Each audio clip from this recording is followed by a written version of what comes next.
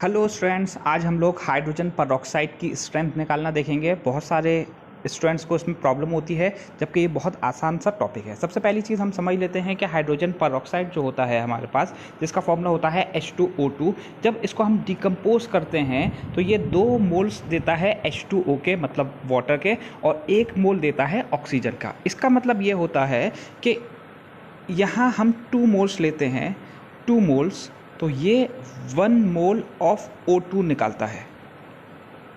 ये चीज़ हमें कॉन्सेप्ट अगर हमें क्लियर है, मोल कॉन्सेप्ट होता है ये, अगर ये कॉन्सेप्ट क्लियर है तो हम बहुत आसानी से न्यूमेरिकल्स कर सकते हैं। अगर आप लोगों को मोल कॉन्सेप्ट में परेशानी होती है तो मैं एक वीडियो का डिस्क्रिप्शन में दे दूंगा एक लिंक, तो उसको देख लिएगा, आप लोग को वो भी चीज़ क्लियर हो जाएगी।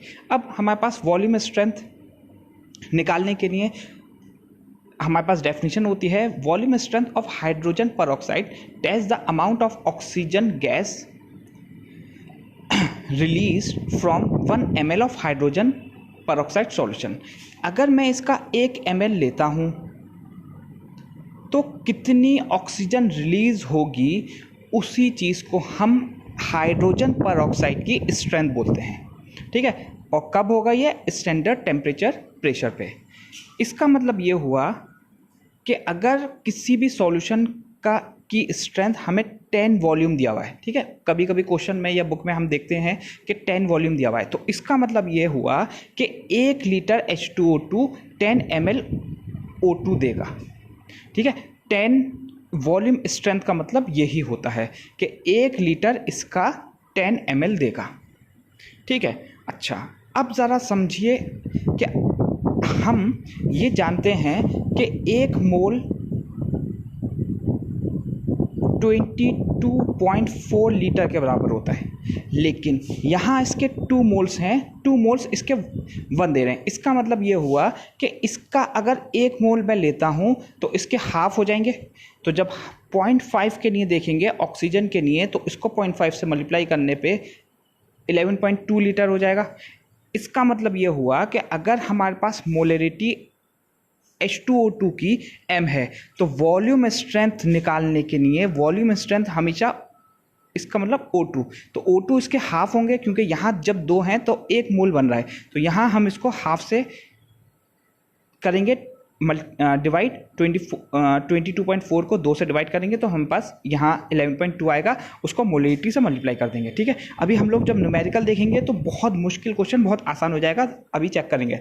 नेक्स्ट है हमारे पास, अगर हमें नॉर्मलिटी दी हुई होगी तो नॉर्मलिटी निकालने के लिए हमें मोलरिटी को एक्स फैक्टर से भी डिवाइड करना पड़ेगा। H2O2 के लिए एक्स फैक्टर की वैल्यू 2 होगी, तो मोलरिटी क्योंकि अभी हमने निकाल ली थी कि 11.2 है, तो 2 से और डिवाइड करेंगे तो हमारे पास 5.6 आ जाएगा।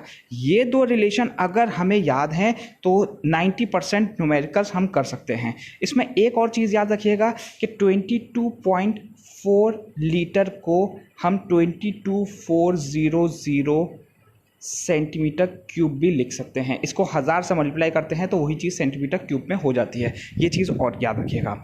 अब ज़रा देखिए क्वेश्चन देखते हैं।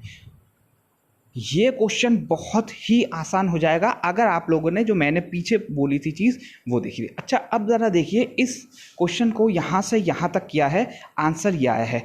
अब ज़रा मैंने जो आप लोगों को ट्रिक बताई थी उसको देखिए।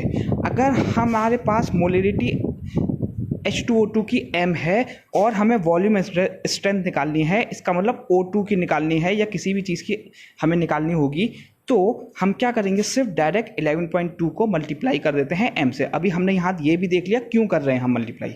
ठीक है, तो इसका मतलब क्या हुआ, 11.2 को m से मल्टीप्लाई कर देंगे। अब ज़रा देखिए, यहाँ हमारे पास m की वैल्यू ये है, 11.2 से मल्टीप्लाई करेंगे, m की वैल्यू 1.6 है, इंटू 11.2, आंसर चेक कर लिएगा, यही आएगा, हमें कुछ करने की ज़रूरत नहीं पड़ेगी ज़्यादा।